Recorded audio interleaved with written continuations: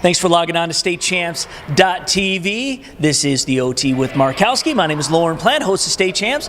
Troy News columnist Tom Markowski, as always, here to talk about what's happening in high school sports. And we try to not just keep it local, we try to also talk about national subjects. But first off, let's talk about basketball. PSL getting going. We had a chance on the show here to see Darby as they took on Taylor Truman. They had a losing effort, lots of turnovers in that effort too.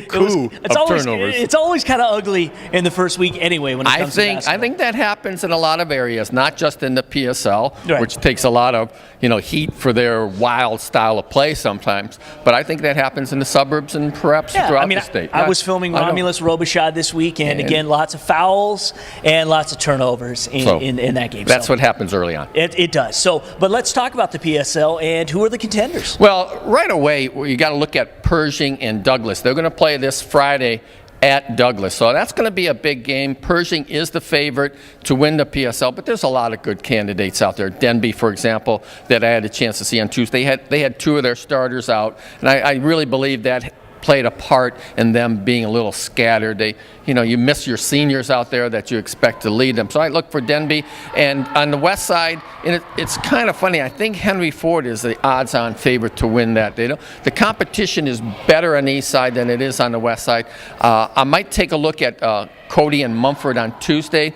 They could challenge Henry Ford, but Henry Ford has 4 starters back from last year, and they got beat in a close game in the districts by a good Southfield team that got to the state semifinals. And I really think Ken Flowers is one of the top coaches in the city, and I'd be really shocked if they did not win the west side. The east side, look at Southeastern. They had a heavy loss to graduation, but Kenyatta Singleton is one of the best juniors in the city. Watch for him and other players at Southeastern to have a good year. I think they'll surprise people because you have 2 Division I talent graduate. You'd think they'd have a letdown.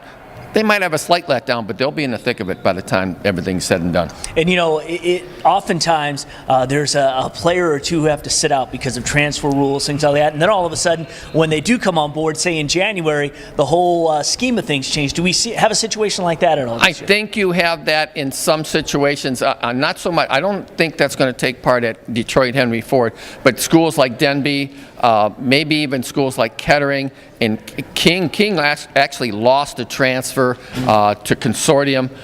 That's going to hurt them a little bit, but King's going to be tough. But with King playing so long in the football season, I think that the same affliction will hurt somebody like a Catholic Central, like an Orchard Lake St. Mary's too. I think you're going to see them coming slow out of the gate. Right, so there'll be some catch-up time as these football players not get acclimated to basketball. Norfleet, yes. Yeah, there you go. All right. Well, talking about basketball, we had a really bad situation happen in Tennessee. Why don't you just talk about another racial scar? Well, it was the Warren County High School in Tennessee, and the coach is Malcolm Montgomery, an African-American who during the overtime period at Van Buren County, he took his team off the court. Now, that's not a real good thing to do normally, and I'm not sure, reading all the stories that I read online, I'm not sure that was the right thing to do, but at the same time, I don't know if he was in the wrong for doing it, and I'll explain why.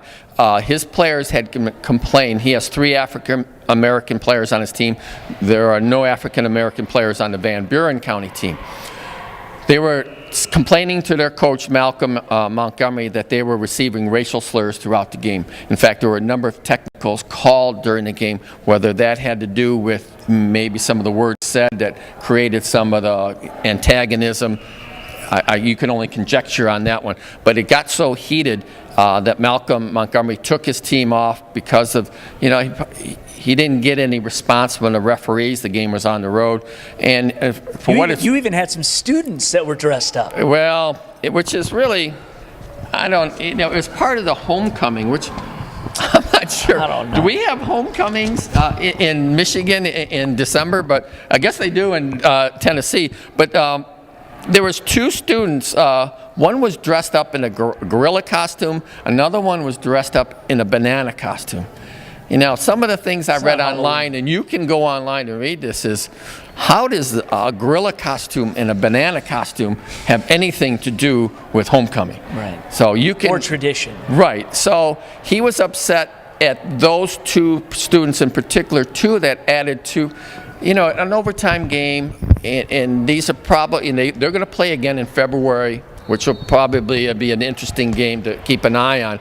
So in the long run, what would happen as a result is that the Tennessee Athletic Association fined the school $500. Now, you can go online and read about this, but the principal at the school that Montgomery was at, it was a Warren County high school, he came on and said, well, he thought it was his decision, the coaches. He stood behind him. He says, he basically said he didn't know if it was right or wrong, but, we're going to move on. We received a fine. They, for what it's worth, they hadn't paid it yet, but it's only $500. It seems like more of a slap on the wrist than anything. But the problem is, we discussed some of these things recently with the Cass Tech letter that they received in the mail. And this, I think what we have to sit back and take a look at, we can't be ostriches here and hide our heads in the sand and say that, just because this isn't the 1960s, that there isn't some, how should I say, racial tensions that are existing in any part of the country. I think the Tennessee schools in particular, and even further south, they might feel that more of a heat because of all the racial tension that was in the 60s in Alabama and Mississippi and whatnot. But I think there's still some of that hovers around. I guess my point is, we all have to keep our eyes open for these things and point it out and try to get rid of that type of language that is used on the court, if indeed it was used on the court here. All right. I agree. Well, before we go, we want to mention, and far too young, right, the passing of Brent Darby, former River Rouge great. You might remember as part of the last two state titles for River Rouge back in '98 and '99. Played at Ohio State. Talk about your memories. Well, I tell you, Brent Darby was a bulldog. They list him at 6'1". Maybe that was generous, but he was the point guard. And talking to Lamonte Stone, who coached him in high school and also 1 year at Ohio State, he said he was the captain at River Rouge as a sophomore, which, even a captain as a junior is rare, but to have him a captain as a sophomore, he was really the leader out there. And one of the interesting quotes that Lamonte told me was, he said, I coached Brent. Brent coached everybody else. That's a real high compliment, that you could put the ball in his hands, so to speak, and he would direct everything. But I remember him just a real strong physical point guard that could penetrate well and don't leave him alone. He had that set shot for a three-pointer. So he had the whole game. He had a great ball handler, but he was a very determined point guard. He would get into the lane, and he was physical, so he couldn't really get bumped off the ball too easily. How old was he? 30 years old. 30 years What a shame. Played in Europe for 6 years, too. Just recently came back to the Detroit area.